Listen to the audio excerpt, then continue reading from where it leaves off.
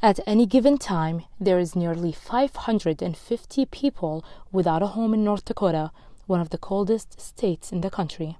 Homelessness in North Dakota has many faces.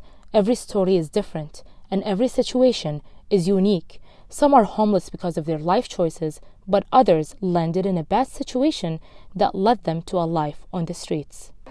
It was environmental factors, family factors, like core belief factors that were instilled in me that were against my will. This is Amy. When you're unable to maintain that address, that is the worst feeling. I've never, I can't even comprehend the feeling that it's so demeaning. The 44-year-old single mother from Texas found herself homeless in North Dakota. It's something she never expected would happen to her. Never thought in a million years I would. I was always the one in my hometown helping the homeless people in my area. She had a rough life growing up. The trauma, the abuse, the sickness, the trauma and all that came into play in her downfall. One of the first traumatic experiences happened when she was in her teenage years. Amy married her first husband at a young age. My first husband, I got married to when I was 18. He only married me to get more money in the army. But I started supporting him at like the age 16. We found his mom dead when I was 17. So that was when the trauma really, like extreme trauma really started, is when you find a dead person. Her husband began abusing her. She felt stuck in the marriage. She didn't have the courage to end it. Everybody told me if I leave him, he's going to commit suicide. So I never left and I took everything from him. But things only got worse. And finally, Amy had enough. There's a difference between a narcissist and an asshole. Okay? Big difference. I did not know up from down.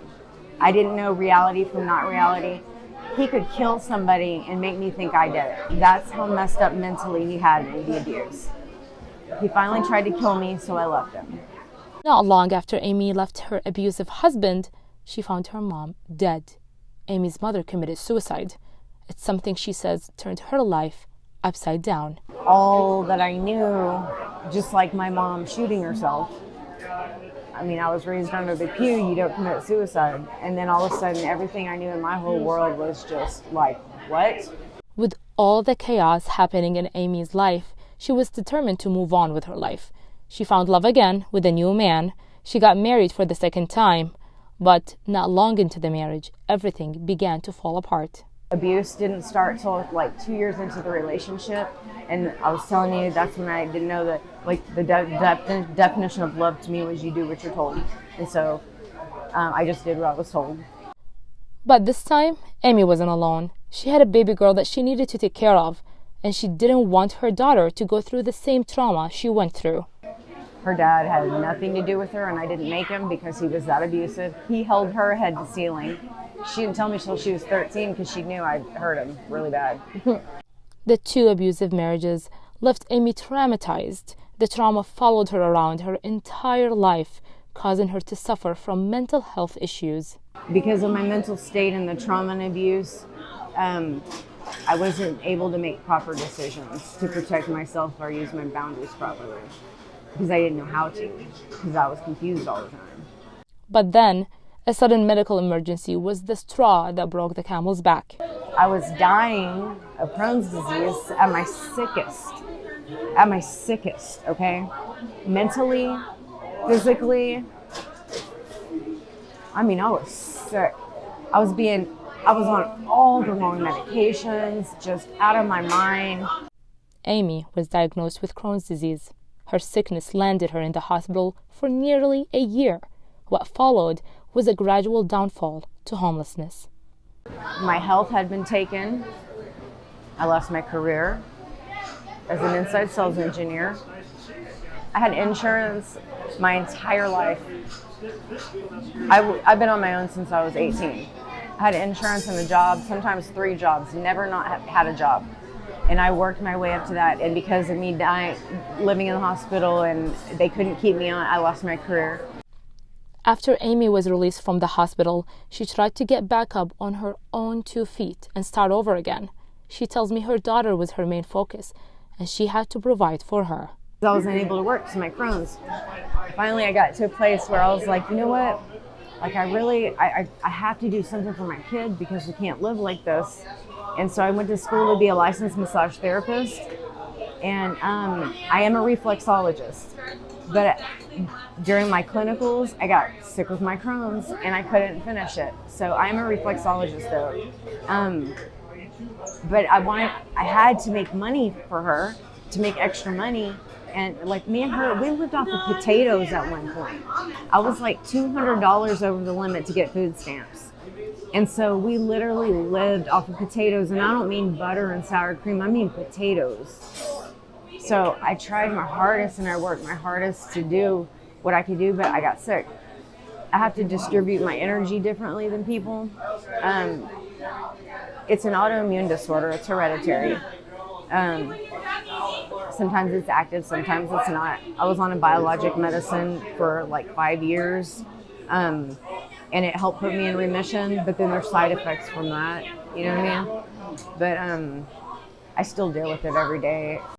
Years later, Amy's daughter graduated high school and moved out. That's when Amy felt alone. And that was literally the start of a whole new life for me because everything changed. I wasn't doing for her anymore.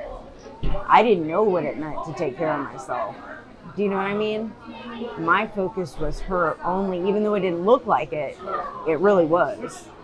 She says her sickness and mental health issues made it hard for her to take care of herself. Like the mental health side of it has been extreme, and I understand a lot about mental illness now because it is, there's a lot of factors that determine your labeled state, but there's also the real chemical imbalances as well. And that's the details you have to fish through to figure out, which is really hard when you're dealing with somebody that's going through that.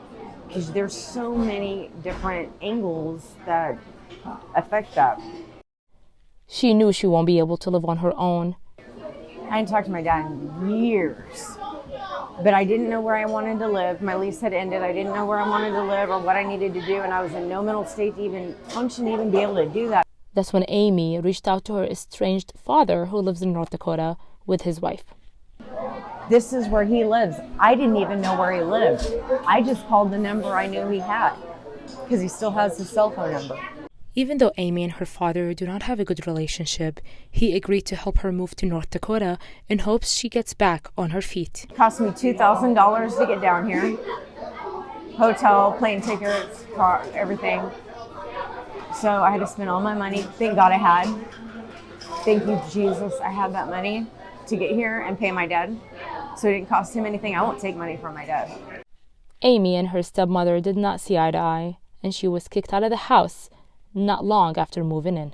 She won't even let me talk to my dad by himself. She has to be there. One of those. So I got my backpack and I walked out of the door. And I walked like almost 30 miles to the next town. And there just happened to be these gang members on the street that took care of me until I got paid for like 12 days. They let me live in a truck. And then I got a place at the extended stay. And then after I stayed there 3 months and 10 days, I went into that program. After the program, I went to that house that I escaped, and then it brought me here. Amy left her father's house and found a homeless shelter that took her in, but it didn't work out the way she hoped it would. So do you still live in your car? Are you at a shelter? No, I'm in my car. Yeah. I did stay at the shelter for 2 days, and I wasn't able, it wasn't a good place for me. The state that I'm in, it wasn't healthy for me.